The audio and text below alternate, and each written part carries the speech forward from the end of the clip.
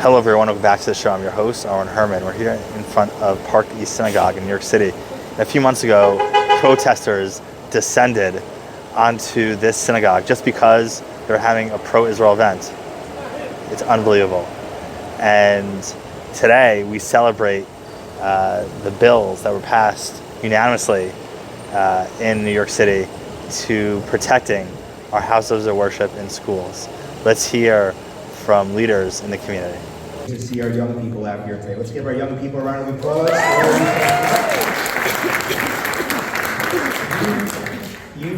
This is all about you. It's about making sure that we look out for you. And we'll always have your back. Just waiting for one person who should be walking in any second. To the amazing young person, Justin, who will be speaking. If you want to join us here down at the podium.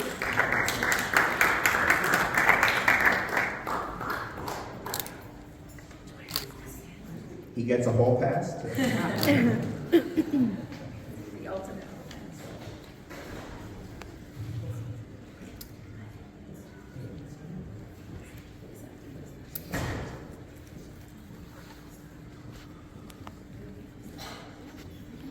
Okay, all right.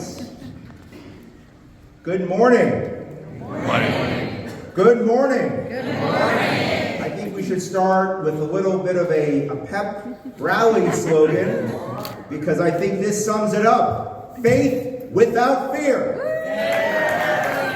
Faith without fear. Faith without fear. Faith without fear. Faith without fear. I love it. We are fired up and ready to go this morning. And my name is Mark Traeger, the CEO of the JCRC New York, and I'm so proud to be joined with wonderful leaders and friends who delivered really a historic win yesterday with more to come. Woo! Oh, yeah.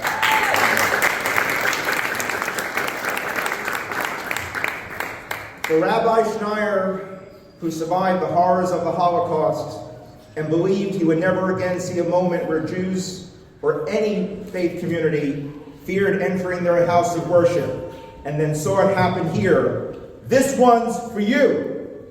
For the worshiper who came to pray for a loved one and was met with intimidation instead of peace, this one's for you. For every New Yorker of every faith who has ever hesitated, even for a moment, before walking in through the doors of their synagogue, church, mosque, or temple, this one's for you. For those communities that experience hate that too often goes unreported, we see you, we hear you, this one's for you. For the communities who carry that fear quietly, but show up anyway, this one's for you. For those who underestimated, I want to be very clear about this, because this one I feel very strongly about. For those who underestimated Speaker Julie Menon and this city council, this one's for you. 44 to 5. For those who may have lost faith in our local government to tackle big challenges and bring people together, this one's for you.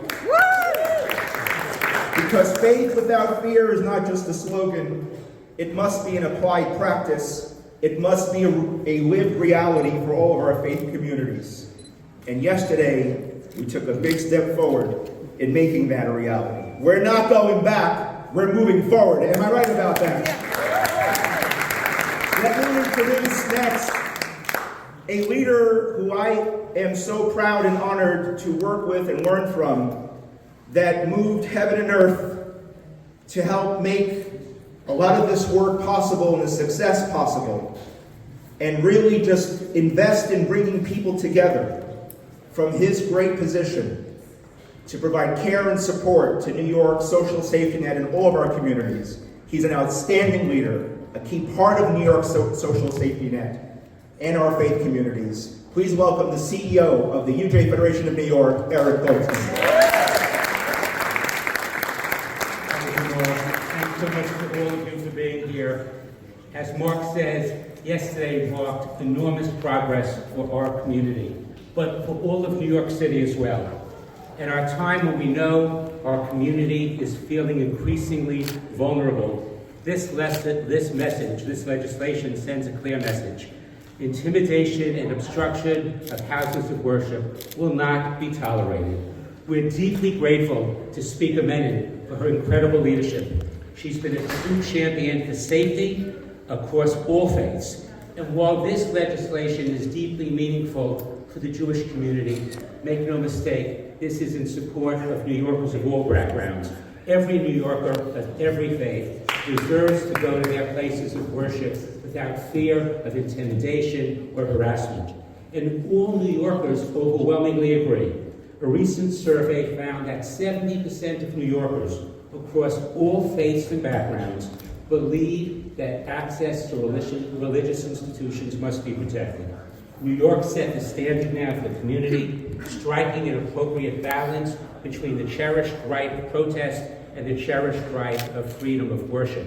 And so we are incredibly grateful to a real leader of our community, of our city, Speaker Julie Menon, who will now address us. Thanks so much.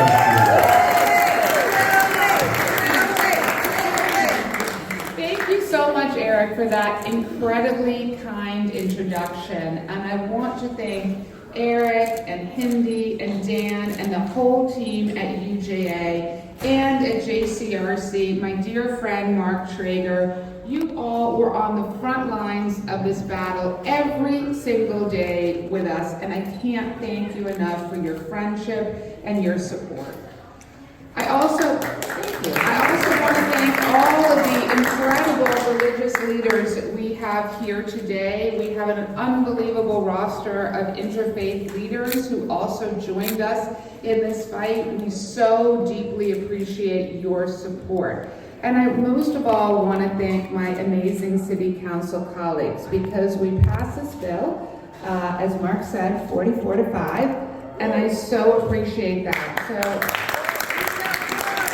I want to thank my dear friend, Councilmember Eric Dinowitz, who has chaired our Jewish caucus with such distinction for the past 4 years, and now shares that duty with Councilmember Lynn Shulman, who will be the co-chair, who unfortunately couldn't join us today. I want to thank Councilmember Virginia Maloney, whose district we're in, and who had an unbelievable bill in this package to make sure that all houses of worship have security plans. And we've also been joined by Councilmember Gail Brewer. So I want to thank all my colleagues for being here today. So let me just say, we did it, everyone! This is such an exciting moment. There were people who doubted our ability to do this, but we got it past the finish line, and we got it past the finish line with this overwhelming vote of support, 44-5. And what that really means is it means that this City Council stands up for tolerance, it stands up for inclusion, it stands up for the ability of every single community to be able to worship in peace.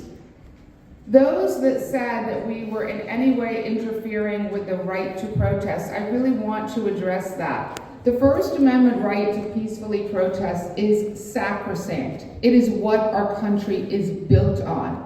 Nothing in the bills stand in that way. People can peacefully protest and express their rights as existed before.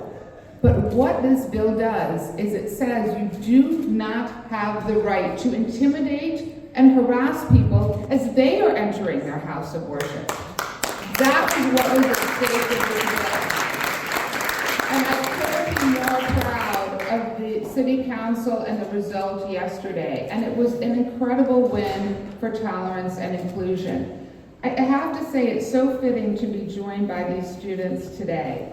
As a mom myself, I'm really moved that you're here, and it really means a lot to have your support.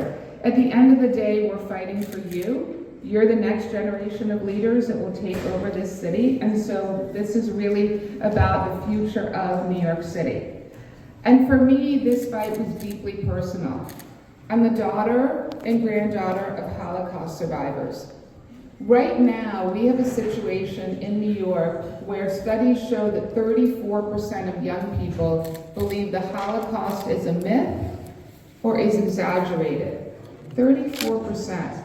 The only way that we're going to combat that level of hate is through education, which is the best antidote to intolerance, and that's why part of our package gives $1.25 million to the Museum of Jewish Heritage to build upon a program I launched about a year and a half ago that brings every 8th grade student to the museum to go through that Holocaust exhibition. That is what we need more of in this city. We need to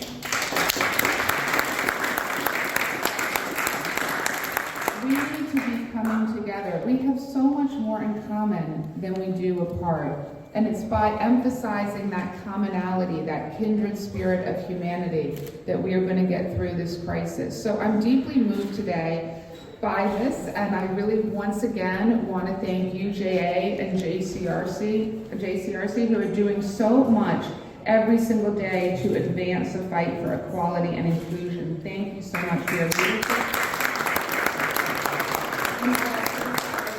And to Mark, who's our amazing MC.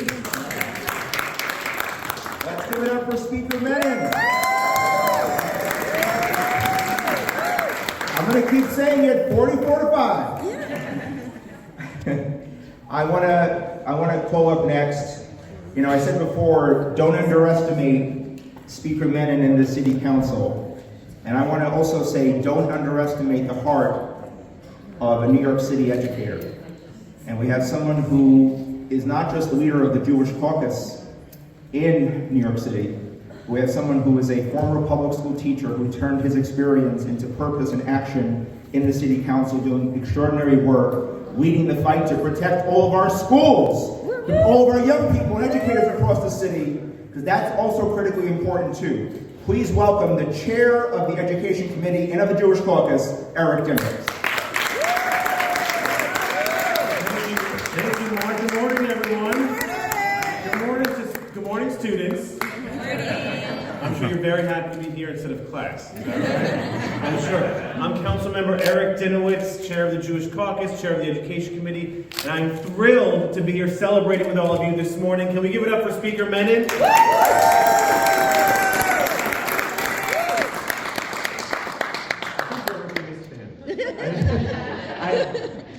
I first cannot tell you how hard this woman works, how deep her heart is, how much she cares about our communities throughout New York City. But the hands-on approach she has to keeping our students safe. And that is a value that so many of us share, that we should all share, to ensure that our students can go to and from school without fear of harassment and intimidation. But too often we have seen that. We have seen alleged protesters move into that area of harassment and intimidation, which prevented students from getting the education that they need, prevented students from getting the education that you all deserve. And I'm sure you're learning all this in your history class. We have seen time and time again throughout our history, throughout the history of the Jewish people, and everywhere we've gone, we've built community, we've put roots down in the community, only to see those roots torn out from under us, in many cases because government sat idly by and did nothing. But in New York City, we are not the government that sits idly by and does nothing. We are the council that acts. We are the government that helps protect you. We are the government that ensures that those roots stay strong, that you can continue to grow, have children of your own, and that they can go to school with safety and dignity. They can go to their house of worship with safety and dignity. That is what we do in our New York City Council. That is what we did with this legislative package, and that is what we do under the leadership of our great speaker, Julie Menon. Thank you. Thank you, Councilman Dinowitz. Next, I'd like to call up someone who really is a person of her word. When she campaigned for office, I had a chance to meet with her and said, I will fight very hard to make sure every community from every faith is safe and protected. And once elected, she hit the ground running. I am proud to call her a friend and an ally in this work. Please welcome Council Member Virginia Maloney.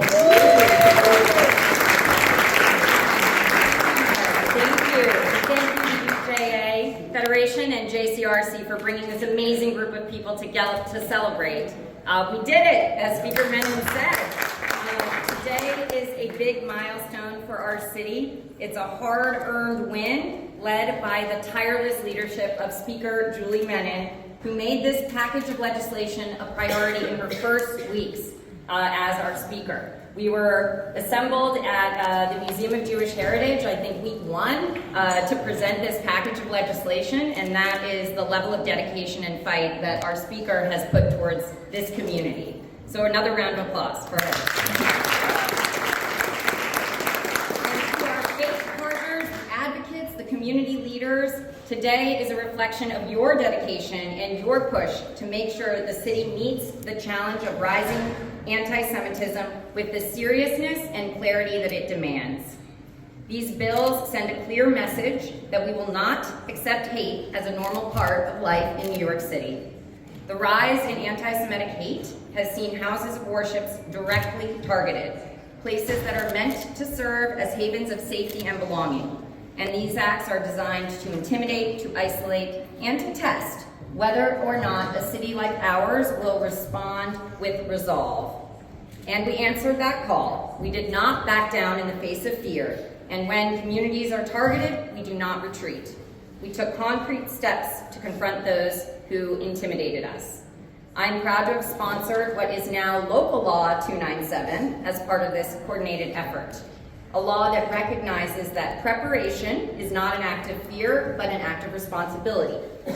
But the enactment of this law ensures that religious institutions will not have to improvise in moments of uncertainty, but they will have the structure to rely on and to partner with the city to turn to. This is one piece of the broader strategy to ensure that there are real protections in place at our institutions. At the end of the day, this is about something larger than any one bill. It's about the kind of city that we choose to be, and we are making a commitment to Jewish New Yorkers, to those who've borne the brunt of the rise in hate, and to every other community that has been targeted, that we take it seriously and the City Council will act. That is the kind of city we are committed to being to. Thank you, and again, we did it. Thank you, Councilmember Maloney. Next, I'd like to call up someone who literally shows up to every rally, every march, every activity. After the incident of Park East, she came to everything, was everywhere, and always supported us every step of the way until we made sure that we protected our house of worship and our communities. She's a dear friend. Please welcome Councilmember Gail Brewer.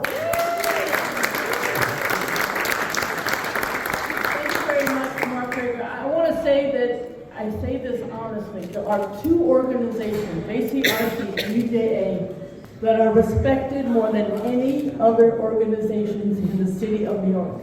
They bring together people that nobody else does. So just to be here with them is a huge honor. Secondly, I want to say just walking, I had an early morning meeting, I walked down Broadway, and I have to say I ran into 6 people who were desperately afraid because of anti-Semitism. They were hugging me and almost crying, saying how fearful they feel. So I want to say this package has repercussions beyond the great work in terms of faith and schools. It goes to the point of the City Council is saying we care about you, we understand your fears, and we are addressing them. I have to commend the speaker, particularly on the education front. We have got to do something about the public schools and making sure they understand what anti-Semitism is and how we can combat it. All types of hate. That's what UJA does, that's what JCRC does, and that's what all of you do. So I want to say thank you, because this package, as I walked down Broadway today, was able to explain it to people, gives people hope that somebody is paying attention. You are paying attention. Thank you very much. Councilmember, next I'd like to welcome someone who is probably one of the most fiercest or most fierce leaders that I have met and worked with in New York, turning her personal pain and tragedy into purpose to make sure that all of our children and families get the education and the knowledge to not just tolerate, but to celebrate all of our communities. And I have to tell you, every elected official from every part of New York knows her, respects her because of her tenacity to make sure that we build an inclusive city for all. It gives me great honor to welcome next the leader of the Brooklyn Jewish Children's Museum, Devorah Halberstam. Good morning. My name is Devorah Halberstam. I am the mother of Ari Halberstam. My 16-year-old son, Ari, was murdered on the Brooklyn Bridge when the van he was riding in with 15 of his classmates was attacked with over 40 rounds of ammunition because they were identifiable as Jewish children. Ari was shot in his head with the Uzi machine gun. His friend sitting behind him was left brain damaged. His other friend had part of his intestines cut out, and yet another was hit with the shrapnel of the glass windows. This week, I stood up from Shiva, and I feel today the terror of that day. Empty, cried out, suffering that is palpable this very moment. Because I want to say here today that victims are forever. Nothing in this world can bring my Ari back. The joy, the wholesome family unit that was broken, the overwhelming invasion of hate and terror that encompassed our home forever. But I made a promise to Ari on his deathbed that the world will never forget what he lived and died for. Today, the hate that has infiltrated our society is like a cancer, like a magnet, like a lightning rod. It has to stop. Enough is enough. And while I spent years in the criminal justice system, I learned that laws are what matter, that there has to be accountability, but there especially has to be prevention. That is why I stand here today alongside Speaker Menon and the City Council and my brethren of the Jewish community. It takes courage, leadership, commitment, clarity that Speaker Menon has accomplished to introduce and pass laws that will in fact prevent the hate that ultimately leads to intimidation, attacks, and the worst of which I live with. Every element of these bills speak to what is happening at this time in the greatest metropolis of the world. Today, I am here to say with clarity that we are all Park East Synagogue. We are all Chabad. We are all Ari. We are all every person living in the city, every member of every ethnicity, every human being. I want my children and my grandchildren, my friends and neighbors, to walk to synagogue during Passover with our heads held high, proud to be Jews. Passover is the symbol of freedom. While my heart aches and the chair is empty at my table, I am shouting today to Ari, we have not forgotten you or forsaken you or your memory. Happy Passover to you all.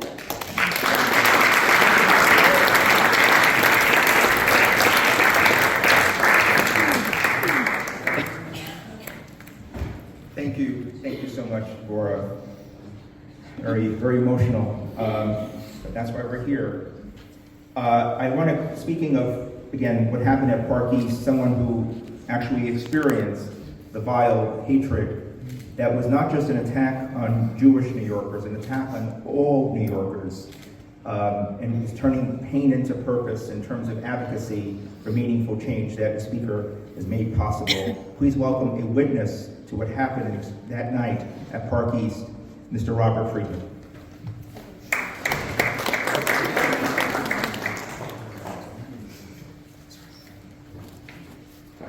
I want to thank Julie Menon, our speaker, the City Council who voted for this package. As you heard, and I can't even begin to repeat the talk that we just heard from Ms. Halberstam. This is very critical as we move forward. A city that we believe all of us have a right to stand proudly, to attend our religious institutions, to walk to school without fear, for elders to enter a synagogue without a belief that when they're going to an event or for prayer or for any kind of meeting that they'll be harassed and intimidated by those who are looking to create division in our great city. So I believe that this has been a very, very important victory for all the members of every religious institution, of every school, and for all the citizens of our great city. I want to thank everyone, and I want to wish everyone, whatever holiday they celebrate or don't celebrate, that they could live in peace in the city and understand that there is no room for hate, for anti-Semitism, and for intimidation and harassment that I saw personally when I came to attend prayer and the event at the synagogue, and hope that this could be a new leaf turned in our city for how we treat each other and how we act towards each other. Thank you again for everyone who was involved.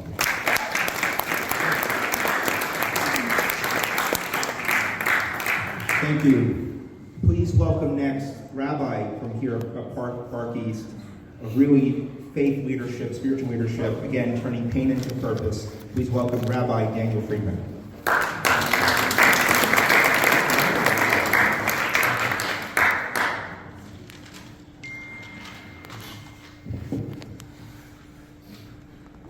I stand here on behalf of Rabbi Arthur Schneier, Senior Rabbi at Park East Synagogue, whose tireless dedication to standing up to hate has paved the way for this historic legislation. After the heinous anti-Semitic attack at Park East Synagogue on November 24th, Rabbi Schneier called for this buffer zone bill. Rabbi Schneier is presently out of the city making funeral arrangements for one of our country's leading statesmen. We thank Rabbi Schneier for his integral role in bringing this bill to the table. We want to express our deep appreciation to Speaker Julie Menon and the New York City Council for passing this bill. We applaud your courage and we thank the Almighty for promoting you to this role at a time such as this. The anti-Zionist mob keeps insisting that they are only targeting Israel's policies.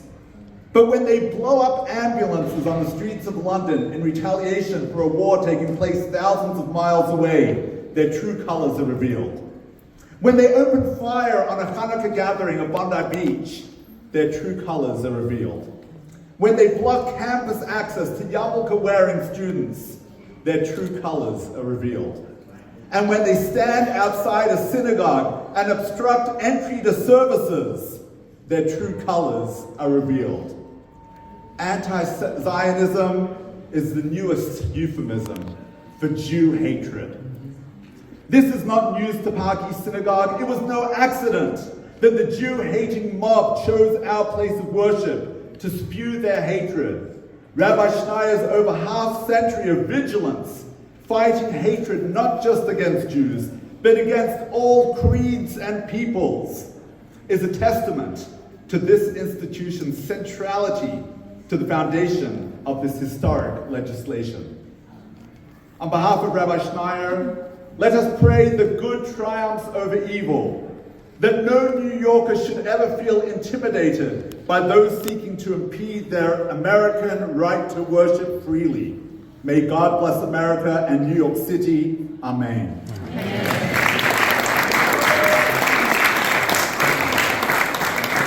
Thank you, Rabbi Friedman, for those powerful words. And speaking of another extraordinary faith leader, someone who really dedicated his entire life to faith leadership, bringing people together in his professional life. And to me, he's a mentor to me and a mentor to many in our community. Please welcome Rabbi Joe Potasnik and Board of Rabbis. Thank you. I think all of you would agree. Someone asked me before, what do you think of Julie Menon's political skills? And I said, if she can lead that city council, she can lead any congregation or any faith in New York today. Secondly, I'm glad the students are here because you make rabbis feel very good. See, sometimes in congregations they want us to speak less. You want us to speak more. Because the more we speak, the less time that we have upstairs. I remember after that shooting and slaughter at Tree of Life Synagogue, a Holocaust survivor asked, when we said never again years ago, we put a question mark after it or an exclamation mark after it. And I would say today, thanks to your leadership and to you as a child and a grandchild of Holocaust survivors, you and the others helped make that question mark a little bit smaller. I think Rabbi Schneider, who witnessed the destruction of his synagogue on Kristallnacht, would say thank you. It's a little bit smaller. And to you, the young people, there's a lesson here. Years ago, when you went to an event, you got a ticket. Actually, it was on a piece of paper. You may not believe it, but it was on a piece of paper. And it had these words on it: no good if detached. If the ticket was detached in any way, it wasn't good anymore. Look around. Look at the people here of different faiths. It's a real message that if we are detached from one another, we're not at our best. But when we stand together, different faiths, one family, we can achieve so much together. When people say to us as Jews, you are stifling protest, give me a break. We're a people of protest. When mosques and churches were desecrated, we protested. If you go over here to 67th Street with that Soviet mission, we protested. And thankfully, when there are those who want to prevent us from entering a house of worship, you protested. And you, together with us, made sure that there would be a bill that would prevent people from stopping us from walking into that house of worship. And also, when you go home, I want you to look at Exodus 20:18, chapter 20, verse 18. To me, that's the first reference of a buffer zone. Because you find, when the Torah was given on Mount Sinai, the people were told, stand back, be safe. That was a buffer zone. If it happened then, we still need it now. So, I see Father Brian Muldoon here at the Archdiocese of New York. His boss, Cardinal Dolan, tells a wonderful story. A Catholic woman came over to him, and she was wearing a prominent crucifix. And she said, I live in a building with a Jewish woman who wears a prominent Jewish star. I have a son in a Catholic school. She has a son in a Jewish school. And I said to her one day, I know this is a difficult time for you. Let's walk together so you feel much safer. So I say to all of you, let's continue to walk together and make sure that we protect one another as one family. Thank you very much.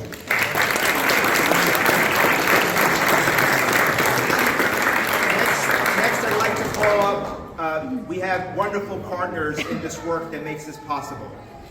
From AJC to ADL, and the director for New York, New Jersey region from ADL has been a tremendous partner to make this today possible. Please welcome Scott Richmond from the ADL.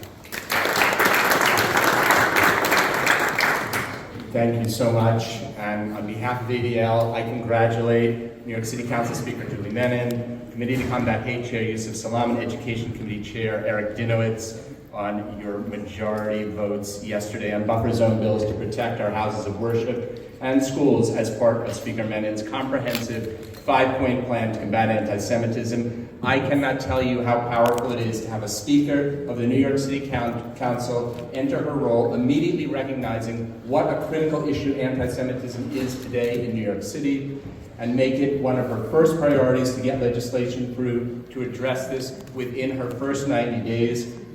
What a powerhouse we have in Speaker Menin. She has taken to heart what is on my kippah. We are stronger than hate. Stronger than hate.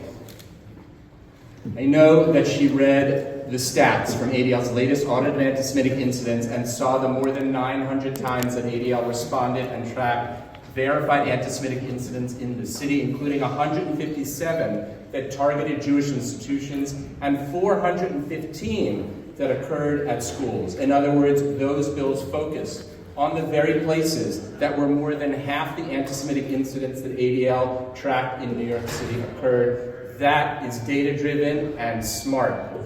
One other important piece of data, ADL conducted a study for UJ Federation on buffer zone legislation a few weeks ago. Do you know what it found? It found that more than 70% of registered voters in New York support buffer zone legislation. That stat did not vary if we were talking about Jews, about Christians or Muslims, Republicans or Democrats. It was always over 70%. Why? Because it is common sense legislation that carefully balances free speech with our fundamental rights. It protects not just Jewish New Yorkers, but all New Yorkers. Mayor Mamdani, the people have spoken.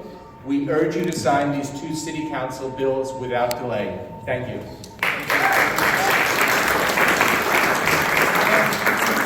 To the star of the show, and we've all agreed here as a group to sign his class excuse note because he's an extraordinary young person who is speaking on behalf of the student body here today. Please welcome an 8th grader from Park East, Justin Deutsch.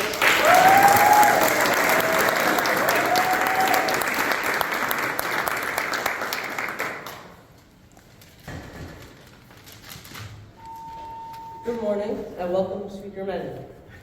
My name is Justin Deutsch and I'm an 8th grader at Rabbi Arthur Schneier Park East State School. We are so honored to have you here at our school today. As a proud Jewish leader who has dedicated so much time to serving New York City and supporting the Jewish community, you are an inspiration to all of us. Thank you for your hard work, your commitment to public service, and for being a strong voice for our community. Thank you for passing this important package of bills and ensuring that no one can be intimidated on their way to school or shul.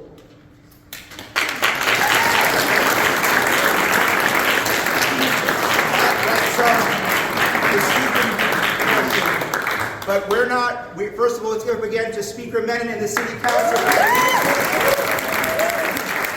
Give it up to the amazing Park East community. Let's give it up to all of our faith communities here today. We're not stopping. We're still moving forward. Faith without fear.